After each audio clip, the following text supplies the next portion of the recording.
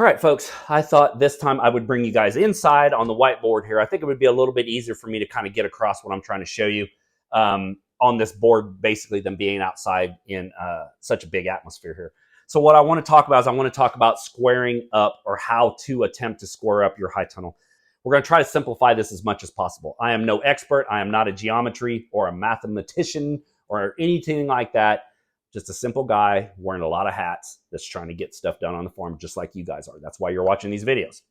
So I'm going to try to make this as simple as possible. What we are going to use is we are going to use a couple things here to square this up. The first thing I want you to do is you will see, or you did see in the video, the little clip right before this, that I did put down landscaping fabric. That is something you need to decide right now. You need to decide if you're going to use landscaping fabric or not. I choose to use it because I use it as a simple weed barrier, plus I use it as aesthetically to mow up against to make my high tunnels look nice. That is something you need to decide. You may or may not want to use plastic, and that's okay. That is your choice. It's your high tunnel. You know, you're doing you do you. So if you want to use it, use it. If you don't, don't. Okay, once we get that plastic laid up, I like to set my first post. Now, what I like to do, this is just my advice, I like to set the hardest post possible first. The reasoning behind that is, if you have a place that, like I do, where one side of my high tunnel is 3.5 foot higher than the ground below because I am on a incline, I can only move that pole so much. I can move it inward, but I can't move it outward because it's going to actually go downhill. So I know that post, my first one, is going to be the post that I put in the ground that is going to set, and I am never going to move it again. So in my complex here, my first pole is going to be my northeast corner. That's my hardest pole. So I like to set that one first. So we take a lay of the land. We see exactly how everything's going to lay out. And I know, okay, I'm going to set that post first. And then from that point, I'm not going to set any posts. I'm going to set string lines up. I like to use string lines because it's actually a physical barrier that your eye can see. And you can look down it and say, well, I don't like the way that lays. It's, it doesn't match my house. If you're trying to make this thing square up to your house or your fence or the road or anything like that, that's actually a physical barrier that you can look at and see with your eye to know if you're at a square. I mean, you can look at it and tell how far out you are. I use electric fence posts. I have a lot of them that I've used in the past. I like to use those to put my string lines. They're basically just a metal rod that I tie the string line to, and then I can pick it up, push it in the ground, manipulate it however I want to make it work into my formula. So at this point is I like to set a post here. I like to set one here, here, and here. So I will set 4 of them, or you can do 2, whichever you want to do. I do 4. I go ahead and set 4, and then I set 4 string lines. What I mean by string line is you can go to any home improvement store. You could probably even go to Walmart or anything like that. It's basically just concrete masonry line. It usually comes in multiple colors. You can get white, fluorescent, orange, whatever. Usually comes in 100-foot lengths or more, and it's usually $2 or $3 a piece. I would suggest buying 3 or 4 of those, and then I would suggest buying 3 or 4 miniature levels. They will be the levels that you can actually hang onto that string, and you can manipulate that lengthwise on your string there. And what that does is that will tell you your level of your posts when it comes time to driving these in the ground. That's going to be very important to tell if your posts are levelly set or one side's up or not. So what I like to do is I like to set my first post, and then I will put a string line about 1 to 2 to 3 foot off of that post. And then I go back here, and I know that I want my high tunnel in particular, to be 52 foot long and 20 foot wide. You always want to try to make your high tunnel divisible by 4. And what I mean by that is you got to remember each one of these posts that you put in the ground is going to be 4 foot apart from each other. That's what gives you that rigidity. That's what gives you that strength to guard against wind and snow load. And that's what keeps these things so stable. So every 4 foot, there's going to be a post in the ground until you get to your end post. You want to make that divisible by 4. So 52 divided by 4 is 13. So I know I need 13 poles on this side, 13 poles on this side. It's simple math. Make everything simple. You've ever heard of the KISS, Keep it simple, stupid. That's kind of the rule right here. You want to keep it as simple as possible. There's no need to make this any harder than it already needs to be. So we'll run the string line from here to a point past my 52 foot, which is probably 54, 55. And what that does is that will give me a string line from here to here past my poles. And now I can visually see where my poles are going to go. And if you stand here without even measuring, you can tell if your string line's cockeyed or if it's to that direction. You just get it to where you think it's going to be close, okay? So you can see it's going to be close. And then we're going to double check your work. So once you get that, now you know on that string line, every one of your posts is going to follow that string line up to that. You can do the same thing here. You can put another post here, another string line here off to the side here, and you can run another one this direction.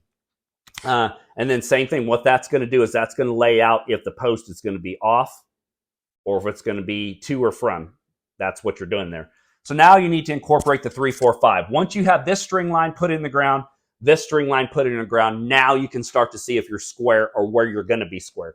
You've already got a known set point, which is this first pole right here. This pole will never move. This pole is the pole that's going to stay where it stays, and that's it. Everything else can be manipulated, but this pole right here. You don't want to touch that, because if you do, you're just going to be chasing your tail everywhere you go. So always, that's why I say always start with the hardest pole first, because that's the one you'll never move. So once you get that, you want to use what they call the 3, 4, 5, which is basically a squared plus b squared equals c squared, or the 3, 4, 5 rule, if that's something that you probably remember. The 3, 4, 5 rule. That one gets used in construction a lot, and a lot of laying out stuff. So basically what that is you start from your first set point here. You measure up your string line 3 foot. You start at the same pole line. You measure out 4 foot.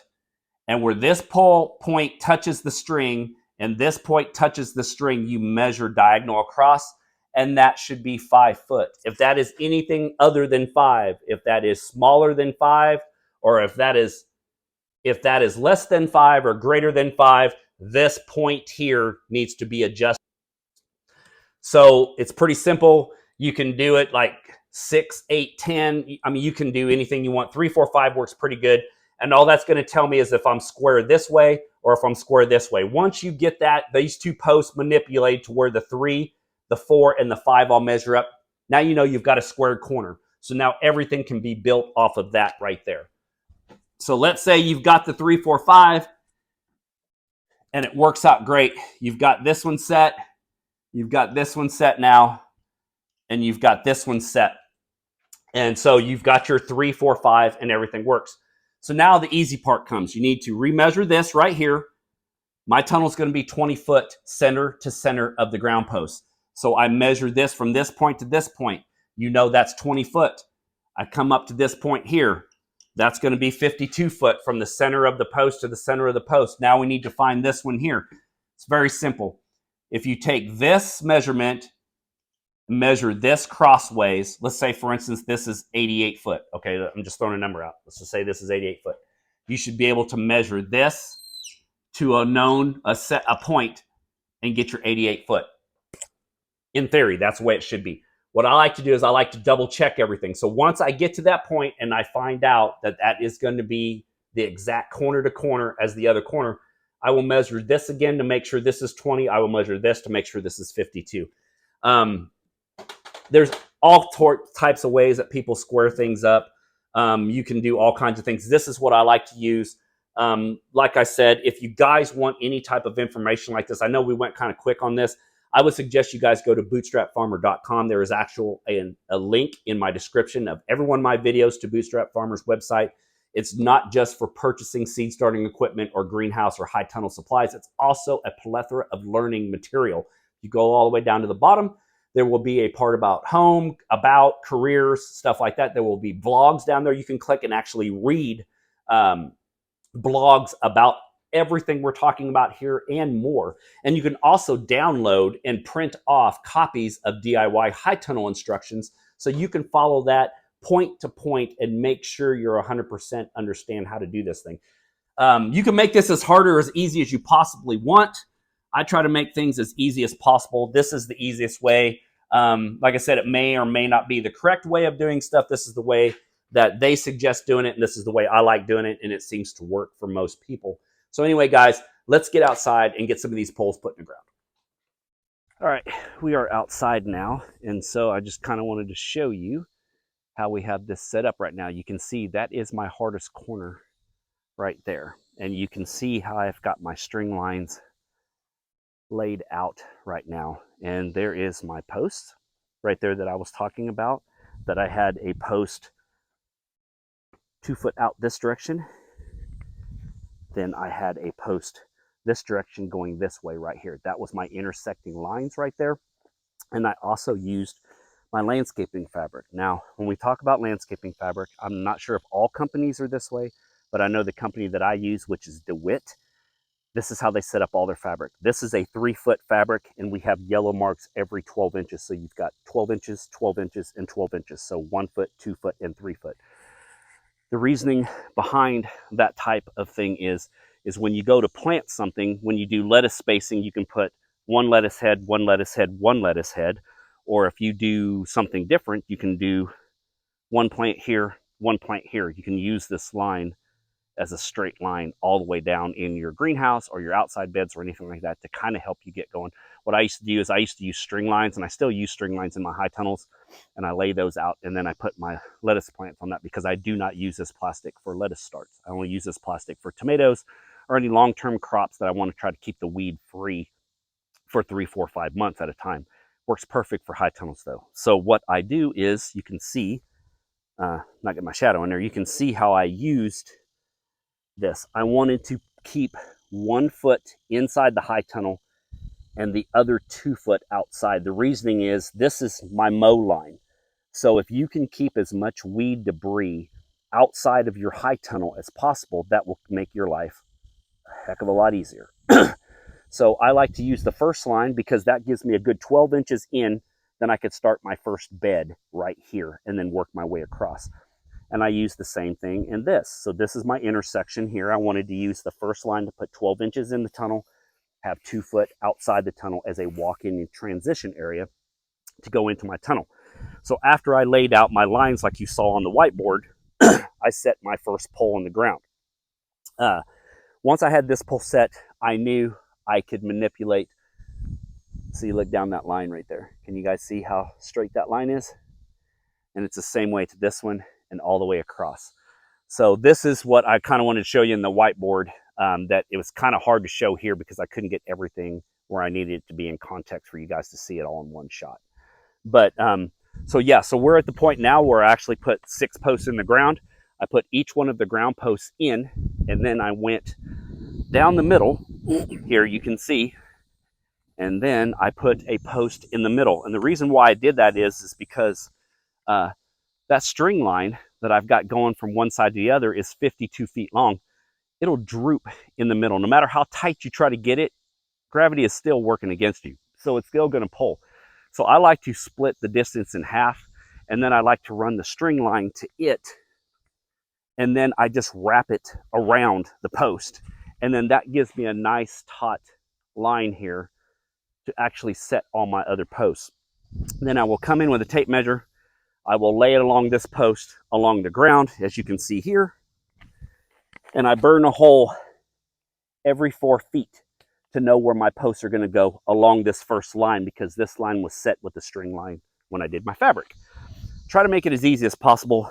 Try to keep it simple, especially if you're working by yourself. You need to keep it simple, because then it's easier for you to move along here. The string line needs to be on the outside of this. So what we want is, we want our post out here and just our string line right here. So remember that no matter where you put your string, if the string's on this side or on the outside, you want to follow every post that way. If not, you're going to have posts that are off. And I almost made that mistake. I had to look down and double check and knew that the string was on the inside of the tunnel, so every post needed to be on the outside. So all we're going to do is, we've got our post hole driver, or we've got our post driver here, which you can pick up from a lot of different companies. Bootstrap Farmer has them there on their website. They are awesome to use. I've had this one for 4 years now, and I keep using it. It's a little beat up, worse for wear, but you know what, still works. You put that in the top of the post like this, and then you take your sledgehammer, which is a 4-pound sledgehammer, and all I'm going to do is drive this post in the ground. Now, right off the bat, you kind of want to get it close to being level. Doesn't have to be perfect, because you can manipulate this here, just like I did there. I just want to get, see, I'm just barely touching it, get it in the ground. Now I want to take my level, and I want to check for plumb. And I know this post's got to come out right about yonder there. It needs to go in like right about there. So that's where I need to be. So I'm going to grab my ladder. It's always good to have a couple ladders. I want to grab my ladder. Now when I hit this, this will fall off. So don't be stressed out about it. Just give it a few pounds in the ground here. I'm holding this up a little, I'm choking this up a little high because I do not have the room to really get a full swing on this. So,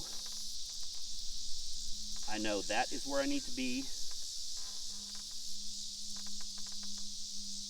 And right there is where I need to be. So I'm going to give this a few more pounds in the ground here. Just like that. And we see we've still got a lot of room to manipulate our post if we need to. That needs to come like that.